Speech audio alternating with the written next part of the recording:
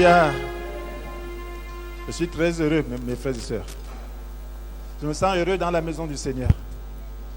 Lorsque nous adorons ensemble en unité d'esprit, le même sentiment. C'est un avant-goût de notre ciel, de l'avènement du Seigneur Jésus.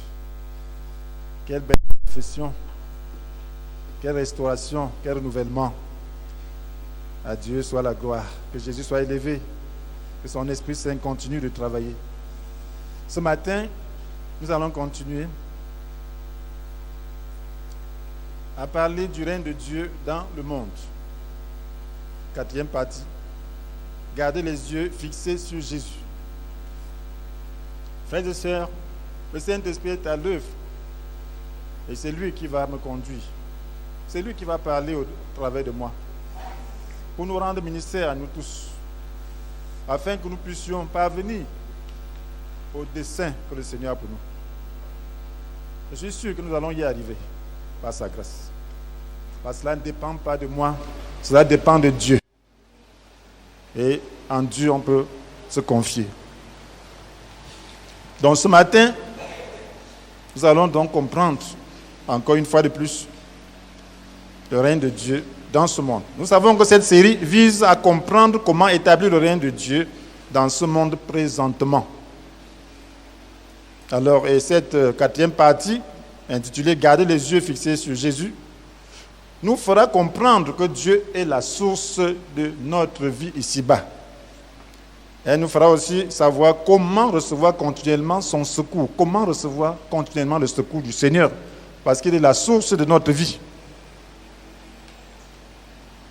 S'il est la source de notre vie, nous devons continuellement recevoir son secours. Frères et sœurs, dans Exode chapitre 17, plus précisément, Exode chapitre 17, Israël avait été confronté aux Amalécites. Et Moïse intercédait. Vous savez que les guerres d'Israël dépendaient seulement de Dieu. Il fallait que Dieu soit présent. Tant que Dieu était présent, l'ennemi était vaincu. Et Dieu était présent comment? Dieu était présent à travers l'intercession de Moïse. Moïse élevait ses mains pour intercéder. Et tant que les mains de Moïse étaient élevées, Israël avait l'avantage. Mais lorsque les mains de Moïse se rabattaient, alors il perdait cet avantage. C'est ce que la Bible nous dit dans Exode 17, verset 11. Or, lorsque Moïse élevait la main pour prier, Israël avait l'avantage dans la bataille. Et lorsqu'il l'a laissé retomber, Amalek l'a emporté. Amalek l'a emporté. Qu'est-ce que cela représente? Cela représente la continuité. Nous devons dépendre continuellement de Dieu. Dieu est la source de notre vie. Si nous dépendons de lui, nous aurons l'avantage sur l'ennemi. Tant que nous dépendons de Dieu, nous avons de l'avantage. Nous sommes dans un monde de conflit. Et si notre communion est toujours là, nous aurons l'avantage. Mais qu'est-ce que l'ennemi cherche à faire? Il cherche à briser notre communion. Parce qu'en réalité, le combat était déjà remporté. La Bible nous dit que nous n'avons pas à lutter contre les êtres de chair et de sang, mais contre les puissants, les autorités, les pouvoirs de ce monde, les ténèbres, l'esprit du mal dans le monde céleste. Il dit de résister, il faut dire de pouvoir tenir ferme contre les ruses de l'ennemi. Nous devons tenir ferme. Le combat est remporté. Si Dieu est avec nous. Mais le diable vient par les ruses. La ruse, c'est pour briser notre communion. Parce que si notre communion est brisée, nous n'aurons pas le dessus sur l'ennemi. La Bible nous dit d'ailleurs dans Ephésiens 5, verset 18, ne vous enivrez pas de vin, cela vous conduira à une vie de désordre. Mais laissez-vous constamment remplir par l'Esprit, constamment. Pourquoi constamment? Parce que l'ennemi est aussi tenace. L'ennemi est comme un voleur qui rôde. Chaque jour, il passe pour voir si tu as ouvert ton portail, si tu as laissé ton portail ouvert. En ce jour, vous voyez ce qui se passe. Il rôde. Est-ce qu'une porte est ouverte? Est-ce qu'il peut entrer? Qu'est-ce qu'on a laissé dehors? Qu'est-ce qu'on a laissé ici? Voilà comment l'ennemi fait. Il rôde. Et c'est à nous donc d'être constants. Parce que si nous ne sommes pas constants dans la communion, puisque notre vie ne dépend pas de nous, nous ne vivons pas sa force, nous ne vivons pas ses ressources, alors nous manquerons des ressources. Nous serons livrés à nous-mêmes. Et si nous sommes livrés à nous-mêmes un seul instant, qu'est-ce qui va se passer? Le fruit qu'on va manifester sera quoi? La chair. La Bible nous dit que l'homme livré à lui-même, dans toutes ses tendances, n'est que haine de Dieu. Romains 8, verset 7. L'homme livré à lui-même dans toutes ses tendances. Cela veut dire que si tu es livré à toi-même un seul instant, toutes tes tendances ne seront que haine de Dieu. La vie chrétienne, c'est la persévérance, la constance, la vigilance, veiller. Et lorsqu'on le fait, on est heureux, mes frères et sœurs. Sans cela, les œuvres de la chair vont se manifester. Et ça va se manifester comment? Tu vas commencer à voir les fautes dans la vie de ton frère. Et commencer à le juger et le condamner. Voilà comment ça se manifeste. Parce que ça, c'est l'homme livré à lui-même. Dans toutes ses tendances, ce n'est que haine de Dieu. Et lorsque tu commences à faire cela, tu es en train aussi de sortir de la grâce. Tu es en train de manquer de ressources. Tu es en train de perdre le combat. Tu es en train d'être manipulé. Mais nous sommes en train de voir comment donc garder les yeux fixés sur Jésus pour ne pas perdre le combat même un seul instant. Amen. Et pour cela, nous devons savoir que le regard intentionnel nous affecte. Lorsque nous regardons de manière intentionnelle, nous sommes affectés. Nous avons besoin aussi de savoir que nous devons contempler la solution et non le problème. Nous passons souvent beaucoup de temps à contempler le problème au lieu de la solution. Si vous avez un problème, au lieu de chercher comment résoudre, vous passez votre temps à ne voir que le problème. À la fin de l'épreuve, vous n'aurez rien fait. Vous devez chercher comment résoudre le problème. Et nous devons donc persévérer dans ce principe. C'est-à-dire garder les yeux sur le Seigneur, contempler la solution et non le problème. Donc le regard intentionnel nous affecte. Voilà le premier point. Nous ne serons pas longs ce matin. Le Seigneur veut nous inculquer quelque chose. Un principe qui va nous faire avancer et devenir meilleurs. Et parvenir au dessein de Dieu. Être prêt pour son avènement. Mes frères et sœurs, lorsque nous voyons le grain de sciure dans l'œil du frère, une poutre se forme dans le nôtre. Matthieu chapitre 7, verset 3. Pourquoi vois-tu le grain de sciure dans l'œil de ton frère, alors que tu ne remarques pas la poutre qui est dans le tien? Pourquoi? Dieu dit pourquoi. Cela veut dire que tu ne devrais pas voir.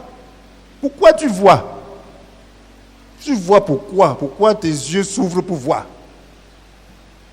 Pourquoi vois-tu les grains de sciure dans l'œil de ton frère, alors que tu ne remarques pas la poudre qui est dans le tien? Mon frère, pourquoi? Dieu demande pourquoi. Amen. Lorsque tu regardes ainsi, lorsque tu vois le grain de sciure, une poutre se forme dans ton œil à toi. Lorsque tu vois, une poutre se forme. Pourquoi? Je vais vous expliquer ce principe. Parce qu'au verset 1, la Bible nous dit, ne condamnez pas les autres pour ne pas être vous-même condamnés. Car vous serez condamnés vous-même de la même manière dont vous aurez condamné. Et on vous appliquera la mesure dont vous serez servis pour mesurer les autres. Ne condamnez pas. Lorsque tu vois, tu commences à juger et condamner. Dieu dit, pourquoi tu fais ça? Ça fait mal à Dieu. Parce que tu te places sous la condamnation. Parce que tu te places sous la condamnation. Pourquoi? Parce que ton frère, il faut le voir à travers la miséricorde de Dieu. Si tu es miséricordieux, Dieu sera miséricordieux pour toi. Maintenant, tu commences à voir ses fautes. Alors, la poutre te forme dans ton œil à toi. Cela veut dire que Dieu voit plutôt la poutre. Comparez le grain de sciure Vous voyez, c'est la même nature. Hein? Le grain de suif sort de quoi? Du bois, n'est-ce pas? De la poudre, n'est-ce pas? La poudre, c'est le bois, n'est-ce pas? Amen. Donc, quand tu vois le grain de suif, cela veut dire qu'on a scié le bois, il y a quelques grains. C'est tombé sur l'œil de ton frère. Mais tu vois ça. Pendant que tu vois ça, Dieu voit la poutre dans ton œil. Cela veut dire que l'acte que tu es en train de poser là, en condamnant ton frère, est plus grave que ce que tu es en train de voir dans sa vie. L'acte de condamnation, de jugement est plus grave que ce que tu considères comme le péché dans la vie d'un autre. C'est ce que ça veut dire. Alors Dieu veut nous délivrer de la condamnation. Il ne faut pas mélanger les alliances. Le malheur de cette génération, c'est le mélange. Si Dieu veut faire quelque chose avec nous, nous ne devons pas mélanger. Nous devons croire à la grâce de Dieu. Croire à la grâce de Dieu pour ton frère. Regardez ton frère à travers le sang de Jésus. C'est Dieu qui juge. On ne nous a pas établis pour être juges.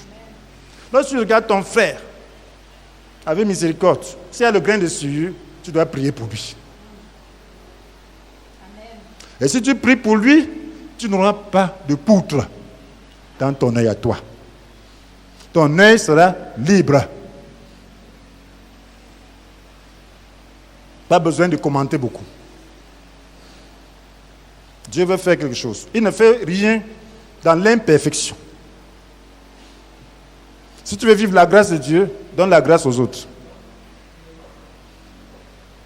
C'est simple. Tu auras la grâce. Nous vivons par quoi? Par nos œuvres dans cette alliance ou par la grâce? Nous disons, c'est par la grâce que nous venons. Toi, tu viens par tes œuvres ou par la grâce? C'est par la grâce. Pourquoi tu ne donnes pas la grâce à ton frère? C'est Dieu qui est bien placé pour connaître le péché de ton frère. Il connaît toutes les circonstances, il connaît toutes les conditions, il connaît les intentions, il connaît tout. Toi, tu ne connais rien. Tu es même manipulé par les gens. Et on a dit. Et tu ne vois rien. Mes frères, regardez, dans Genèse chapitre 9, verset 20 à 25. Après le déluge, Dieu avait rasé le peuple d'avant à cause du péché. Mais après le déluge, il n'y avait que 8 personnes qui étaient sauvées. Noé, ses 3 fils et ses 3 belles-filles. Noé, sa femme, ses 3 fils et 3 belles-filles. Maintenant, Noé, il a cultivé la vigne. Il a bu. Ça s'est fermenté, c'est devenu vin, il a bu, il s'est enivré. Il se retrouvait tout nu sous sa tente. Voilà son fils cadet, Cam, parce qu'il avait pour fils Sem, Cam et Japheth. Voilà Cam qui voit. Il découvre son père sous la tente, tout nu. Qu'est-ce qu'il fait? Le regard intentionnel est très important. Tu peux voir même une femme nue, mais ce n'était pas ton intention. Est-ce que tu es aveugle? Tu peux voir même des mauvaises choses. Mais c'est quand tu te décides maintenant de voir que ça devient un problème. Il a découvert, qu'est-ce qu'il devait faire? Il a décidé maintenant de répandre. Il pouvait dire que mon père s'est retrouvé dans cet état. Oh, il cherche les habits, il couvre. Amen. S'il avait fait, il serait vraiment sans reproche. Mais il est allé regarder ses frères, voir ses frères, lui leur raconter cela, qui n'était pas nécessaire. Cela veut dire qu'il a trouvé du plaisir dans la faute de son père, qui n'était même pas une faute volontaire. Et qu'est-ce qui s'est passé? Ses frères n'ont pas regardé. Puisqu'ils savaient déjà que leur père était nu, ils ont refusé de regarder. Amen. Ils ont refusé de regarder la nudité de leur père. Il faut refuser de voir la faute. Alléluia. Refuse. Si tu veux être béni, refuse. Refuse qu'on parle dans tes oreilles des mauvaises choses. Si tu peux faire quelque chose pour couvrir, couvre. Si tu ne peux pas couvrir, refuse d'écouter. ça va t'affecter, apporter la malédiction dans ta vie et dans la vie de ta descendance. Encore quand il s'agit d'un père. Parce qu'un père représente Dieu. Qu'est-ce qu'ils ont fait? Ils ont pris les habits de leur père, ils ont jeté sur lui à reculons, ils ont fui. Amen. On ne voit pas la nudité. Quand le père s'est réveillé, il leur a raconté. Qu'est-ce qu'il a dit? Il a dit, maudit soit Canaan, qu'il soit l'esclave des esclaves de leurs frères. Canaan, c'était le fils de Cam. Donc il a maudit la descendance de Cam. Et vous savez que dans les 10 commandements, Dieu dit qu'il punit le péché des pères sur les fils jusqu'à la 3e, voire la 4e génération de ceux qui le haïssent. Et il dit cela concernant le péché lié à l'idolâtrie. Si vous lisez bien. Amen. Oui. À l'offense contre Dieu lui-même. Parce qu'il y a l'offense contre le prochain. L'offense contre Dieu lui-même est punie de cette manière. Donc ce qui veut dire que le péché de Cam était l'offense contre Dieu. Parce que le Père représente Dieu.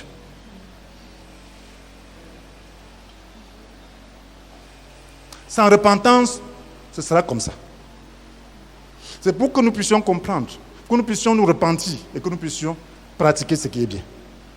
Ce qu'on voit là, ce n'est pas juste ça. On passe tout le temps à regarder ce que le chef de l'État a fait. Ce n'est pas ça notre travail. Il représente Dieu. Si tu peux intercéder, intercède. Ce qu'une autorité fait, l'autorité ne vient pas d'elle-même. Elle est là pour représenter Dieu, pour aider à ce que la volonté de Dieu se fasse. Et lorsqu'on porte la malédiction, après il y a des conséquences. À moins qu'on se repente profondément. Nous devons faire attention.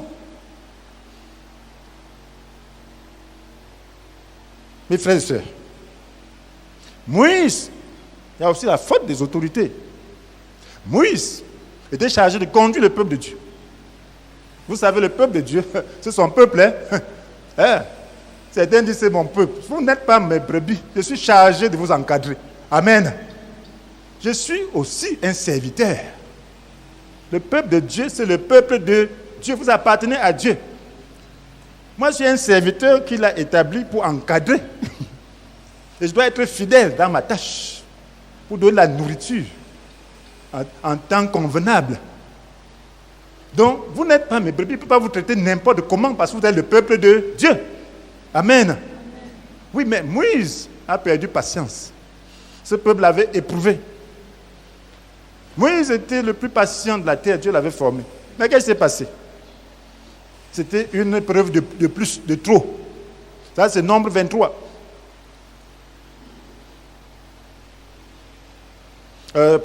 Nombre 20. Je veux dire Nombre 20. Qu'est-ce qui s'est passé? Nombre 20. Alors, le peuple n'a pas eu de l'eau. Le peuple a commencé à regretter leur sortie. Alors, Moïse est allé devant le Seigneur, supplier le Seigneur. Le Seigneur a dit ce qu'il fallait faire. Ils avaient déjà eu un tel cas. Dieu a dit de frapper le rocher la première fois.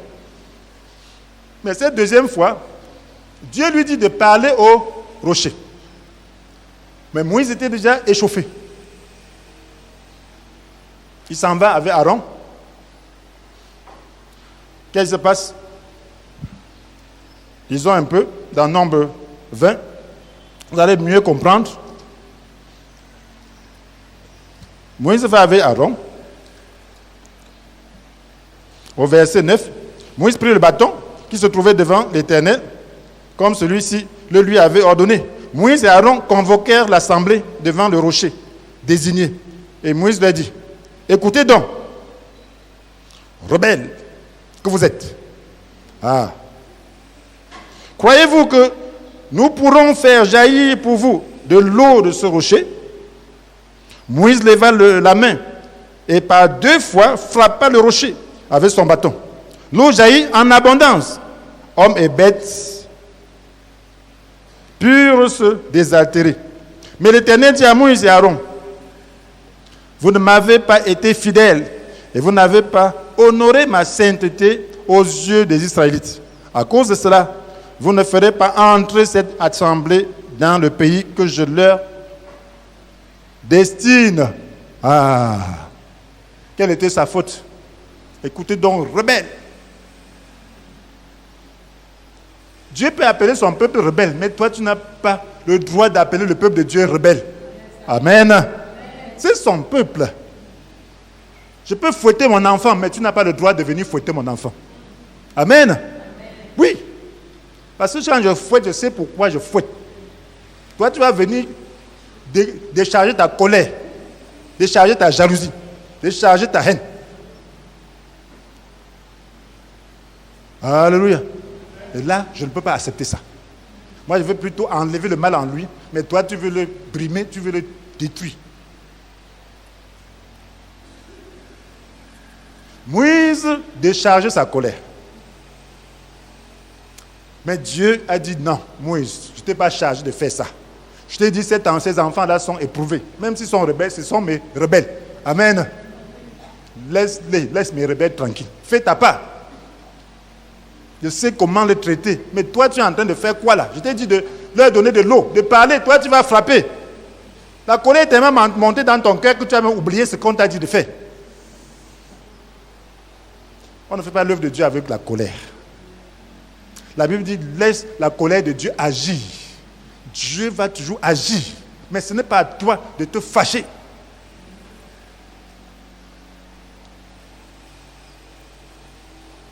Si tu te fâches, tu n'es plus en train de servir. Tu deviens Dieu. Et si tu te fâches, tu ne fais pas ce que Dieu te demande de faire, tu vas lui rendre des comptes. Moïse a été affecté par l'incrédulité du peuple. Lorsque tu regardes la rébellion de ce peuple, tu es aussi affecté. Il ne devait pas regarder, c'était un intercesseur. Mais il a commencé à regarder ce que le peuple est en train de faire.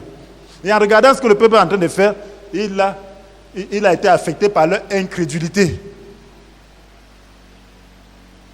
Si tu regardes ce que le peuple est en train de faire, tu seras affecté par l'incrédulité. Tu vas perdre la vision. Tu vas perdre l'élévation. Tu vas perdre ce que Dieu t'a donné. Regarde à ce que Dieu t'a donné. Regarde le peuple de Dieu à travers les yeux de Dieu. Amen.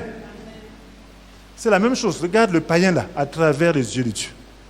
Ne nous mettons pas à maudire. Le païen, c'est le fils de Dieu potentiel. Parce que toi-même, tu étais païen.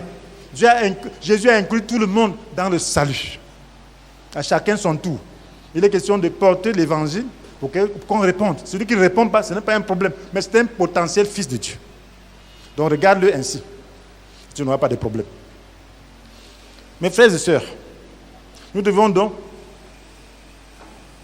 contempler la solution et non le problème.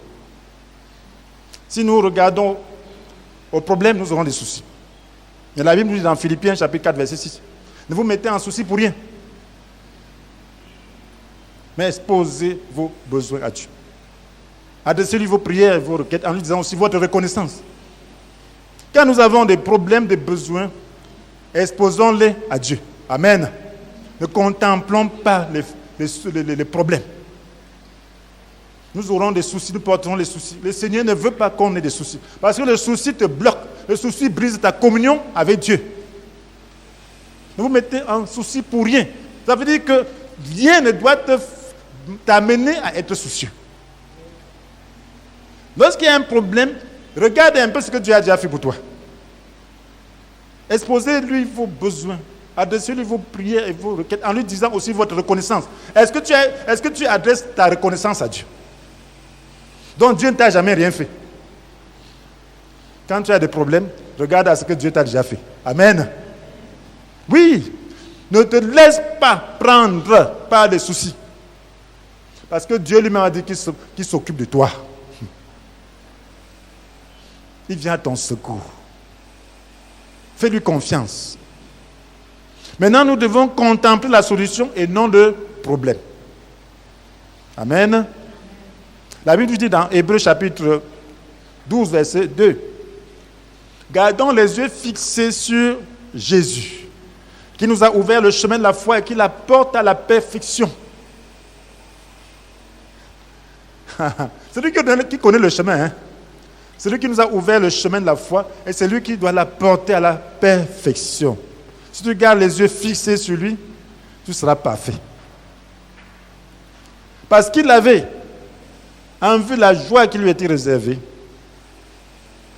Il a enduré la mort sur la croix, en méprisant la honte attachée à un tel supplice.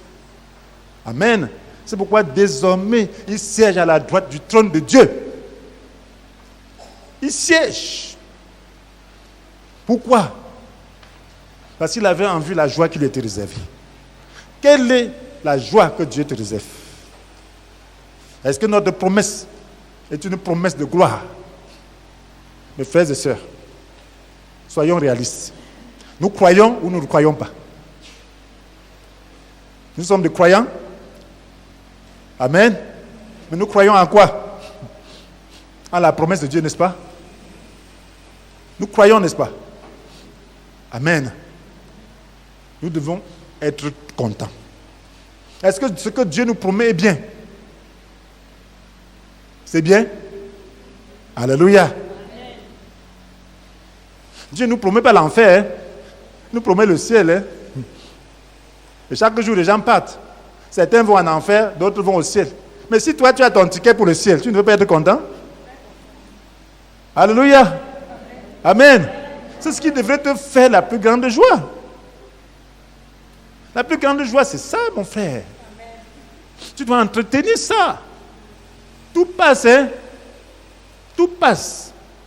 Mais ce qui devrait te réjouir, c'est de savoir que tu as ton ticket pour le ciel. Donc nos yeux doivent être fixés sur Jésus. Fixés sur la récompense. Fixés sur la gloire de Dieu. Ne fixe pas tes regards sur le mal. Tu vas devenir le mal. Ça va t'affecter. Fixe tes regards sur le bien. Fixe tes regards sur la gloire de Dieu. La Bible nous dit dans 2 Corinthiens chapitre 3, verset 18. Et nous tous, qui le visage découvert, contemplons comme dans un miroir la gloire de Dieu. Amen. Nous sommes transformés en son image. Amen. Dans une gloire dont l'écran ne cesse de grandir. Nous sommes transformés. Quand tu contemples la gloire de Dieu, tu es transformé en son image. Contemple plutôt la gloire de Dieu. Contemple ce que Dieu a fait pour toi. Contemple ce que Christ est pour toi. Contemple ce que Dieu est pour toi. Et tu seras transformé. Tu auras la foi, tu auras la paix, tu auras la joie de Dieu. Ne contemple pas les problèmes de ce monde. Intercède. Ne contemple pas les problèmes de ton frère. Ne contemple pas ses calomnies. Ne contemple pas ce qu'il dit de toi. Contemple ce que Dieu dit. Et intercède pour lui. Pardonne-lui. Parce que tout le monde, tous les humains peuvent faire ça, peuvent avoir les mêmes fautes. Et souvent, les humains, ce n'est même pas eux qui le font. Ils sont poussés par un autre. Le diable se place là. Derrière, il le pousse comme un pion. Il dit, fais comme ça. Il le pousse, il fait comme ça. Et toi, quand tu retournes, tu vois ton frère, alors que le diable est là derrière, il s'est caché. Puisque le diable veut quoi? Il veut ta destruction. Est-ce qu'il veut le bien de ton frère qui t'ennuie, qui l'utilise pour t'ennuyer? Non. Il veut seulement le détruire. Donc, quant à toi, tu dois seulement prier. Amen. Tu dois avoir les yeux ouverts. Mes frères et sœurs, voyez ce que le Seigneur dit de son peuple. Un peuple rebelle, hein? Un peuple rebelle, hein? Quand Moïse a dit rebelle, Dieu a dit, toi, tu n'entres pas. Donc, qu'est-ce qu'il dit de son peuple? Les gens avaient soudoyé Balaam pour pouvoir prononcer la malédiction sur Israël. Qu'est-ce que Dieu dit? Voilà ce que Dieu donne à Balaam de prononcer sur son peuple. Il dit, il n'a constaté de péché. Il n'a pas constaté de péché chez Jacob. Ça, c'est Nombre 23, verset 21. Si vous commencez au verset 20, vous pouvez bien lire. Ils ont parti du verset 20. Oui, j'ai reçu la charge de prononcer une bénédiction. Il a béni. Je n'y changerai rien. Ça veut dire que Dieu a béni son peuple. Il allait comme ça au maudit. Mais Dieu dit, tu pars, tu dois dire ce que je te dis. Oui, j'ai reçu la charge de prononcer une bénédiction. Dieu dit, ce n'est que la bénédiction que tu vas prononcer sur son peuple, sur mon peuple, et non la malédiction. Il a béni, je n'y changerai rien. Il n'a pas constaté de péché chez Jacob. Et il ne trouve pas de mal en Israël. Oui, l'Éternel, son Dieu, est avec lui. Dans ses rangs retentit l'acclamation royale. Il n'a pas constaté de péché chez Jacob. Amen. Il ne trouve pas de mal en Israël. Alléluia. Il n'a pas constaté de péché chez Jacob. Il ne trouve pas de mal en Israël. Donc, Dieu n'a pas constaté. Pourquoi tu constates? Si Dieu ne constate pas, pourquoi toi tu constates? S'il ne constate pas et tu constates, ça veut dire que tu es menteur. Pourquoi Dieu ne constate pas? Parce qu'il regarde son peuple au travers du sang de Jésus. Il regarde son peuple à travers le sacrifice de Jésus. Et toi, tu dois regarder aussi le peuple de Dieu au travers du sacrifice de Jésus. Tu dois regarder ton frère au travers du sacrifice de Jésus. Mon frère, si tu te disciplines à marcher comme ça, tu seras sous la grâce. Tu seras protégé. C'est facile? La Bible nous dit que ce n'est pas la grâce de Dieu que nous avons la possibilité d'entrer dans le lieu très saint. Hébreux 10, verset 19 nous dit, nous avons la pleine liberté pour entrer dans le lieu très saint grâce au sang du sacrifice de Jésus. Amen. Grâce à quoi? Non, grâce à nos œuvres. C'est ça? Je suis très saint, j'entre. Alléluia. C'est grâce au sang du sacrifice de Jésus. Même si tu es le plus saint de la terre, tu viens avec tes œuvres, tu ne vas pas entrer. Amen. On va te recaler très loin. Tu seras même très loin. Donc, alors, ça ne veut pas dire que Dieu veut le péché. Ça veut seulement dire que lorsque tu acceptes la grâce de Dieu, tu te mets entre les mains de Dieu pour qu'il travaille la sainteté en toi par la foi. Parce que lui seul peut opérer cette sainteté-là au lieu profond. Amen. Alléluia.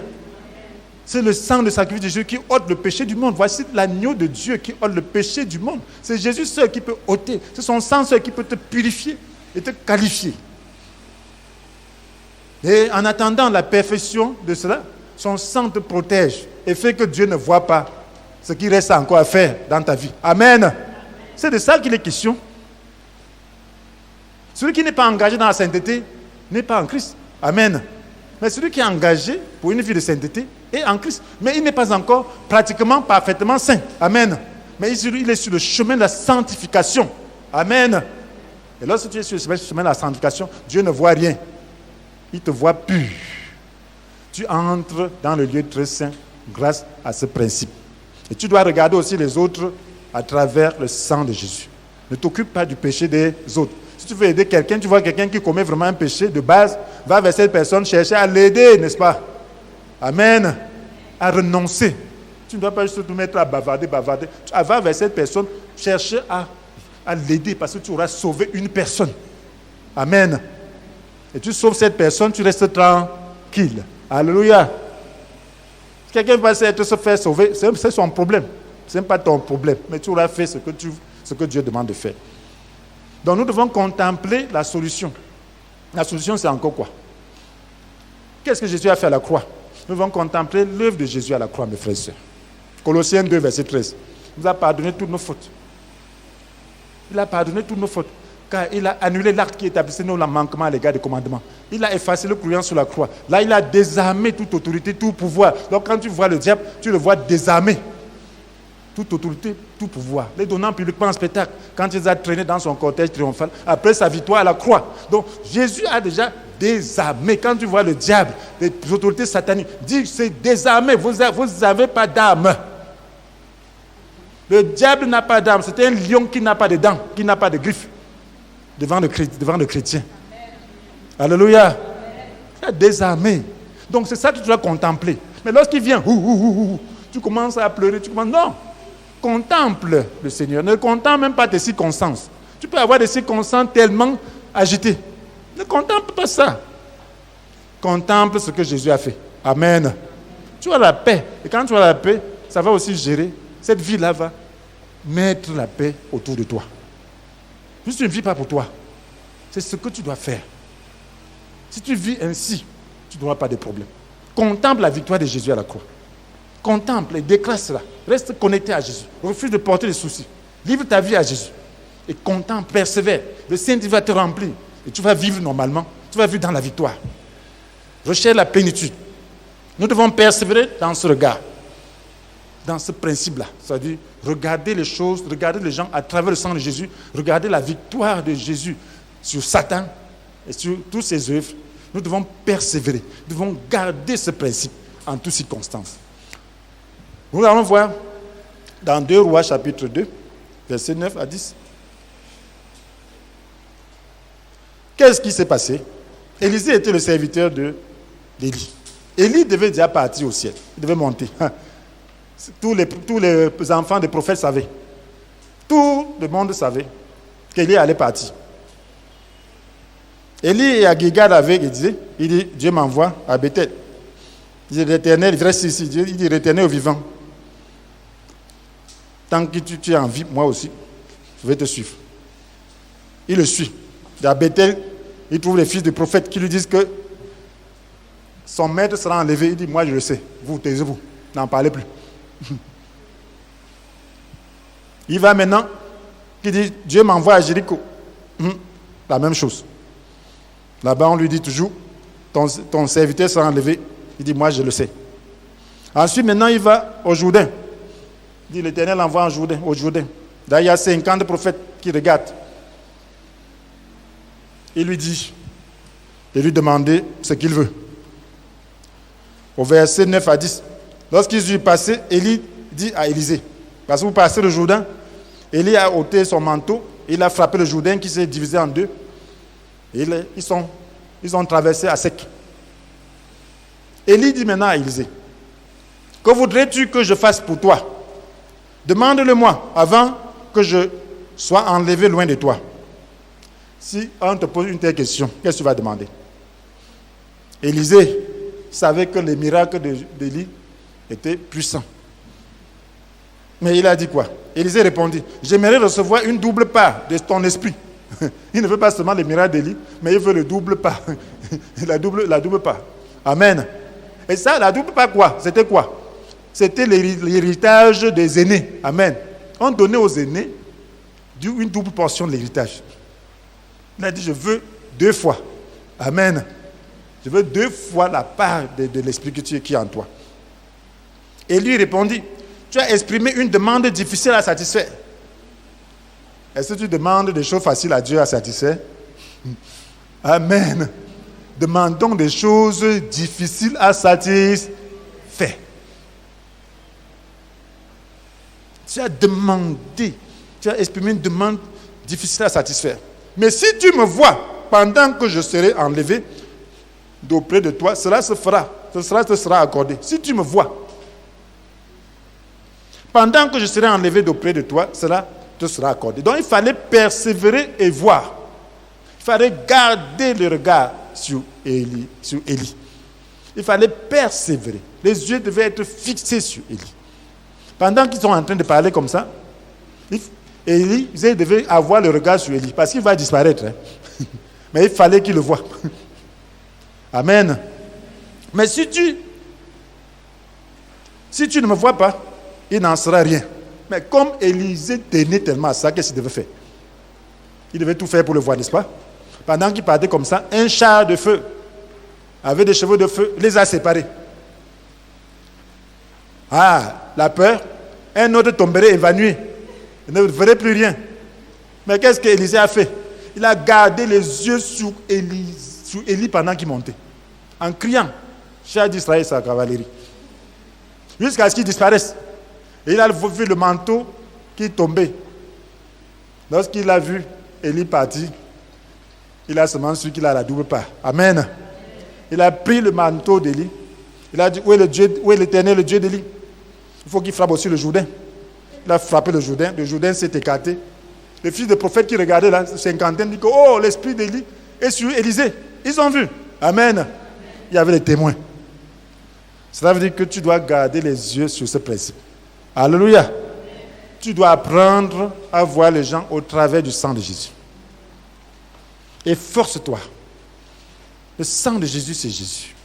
Et c'est le sang de Jésus, c'est la grâce. Apprends à voir les gens au travers de la grâce divine. Apprends à voir les gens comme Dieu les voit. Si tu maintiens le regard ainsi, tu verras la gloire de Dieu. Si la trompette sonne, tu écouteras. Parce que mon ministère, c'est préparer le peuple de Dieu par rapport à la trompette. Voilà le principe. Aujourd'hui, c'est un siècle de calomnie. Ne vous occupez pas des calomnies. Quand on a dit ceci, on a monté. Fermez vos oreilles et n'en parlez même pas. Ne soyez pas les agents démoniaques qui véhiculent les choses. Ne portez pas le courrier du diable pour aller donner aux gens. Ne peut pas être le facteur du diable. Non. Amen. Ne soyez pas son facteur. Amen. Même comme vous êtes dans les réseaux sociaux, ce qu'on véhicule comme information, ne vous mettez pas seulement à balancer. Posez-vous la question, est-ce que c'est vrai? Parce qu'il y a trop de mensonges aujourd'hui. Ne vous mettez pas à véhiculer n'importe quoi. Vous devenez le facteur du diable. Ne soyons pas le facteur du diable. Analyse, prie. Recherche, refais des recherches avant d'envoyer quelque chose à quelqu'un. Amen. Si ce n'est pas une bonne chose, n'envoie pas. Alléluia. C'est très important, mes frères et sœurs. Ceci nous montre que nous devons nous attacher au but. Nous attacher. La Bible nous dit dans Romains chapitre 12, verset 12, l'espérance, qu'elle soit votre joie. L'espérance, qu'elle soit votre joie. Ta joie ne doit pas être les circonstances. Parce que si c'est les circonstances, vraiment, il y a beaucoup de choses, il y aura beaucoup de moments où tu n'auras pas de joie. Amen. Ta joie n'est pas les informations. Si c'est les informations, il y aura beaucoup de temps où tu n'auras pas de joie. Ta joie doit être l'espérance. Qu'est-ce que Dieu dit? Quel est le plan de Dieu? Qu'est-ce que Dieu a dit? Qu'est-ce que nous attendons de Dieu? Qu'est-ce que Jésus a fait? Qu'est-ce que la Bible dit? Qu'est-ce que l'Esprit dit? Notre espérance. Donc, nous devons regarder la solution. Même au sujet des faiblesses des frères et sœurs. Personne ne manque de faiblesse. Le sang de Jésus est la solution. Amen. Regarde la solution et cherche à aider et non à condamner. Quelle est ton intention? Tu t'irrites parce que tu condamnes. Quand tu t'irrites, ça veut dire que tu condamnes. Ne t'irrite pas. Tu t'irrites pourquoi? Si tu t'irrites, ça veut dire que tu as un problème à toi-même que tu dois régler. Donc cherche donc à régler ce problème, à faire mourir cette œuvre de la chair. Ça veut dire que tu as une partie de toi-même qui est laissée à lui-même. Mais laissée à elle-même. Donc, travaille cela et tu seras heureux. Et toi qui n'as pas encore accepté Jésus-Christ comme ton Sauveur et ton Seigneur, veux-tu l'accepter dans ton cœur et vivre désormais de sa grâce? Alors tu dois prier avec moi. Où que tu te trouves, tu dois dire, Seigneur Jésus, Seigneur Jésus, je sais que je suis sous ta condamnation. Parce que je condamne toujours les autres. Et je suis incapable de changer. Je te demande pardon pour tous mes péchés. Et je te prie de me rendre capable d'accomplir tes commandements. Je te reçois dans mon cœur, afin que tu y règnes. Merci de changer ma vie par ton Saint-Esprit. Amen.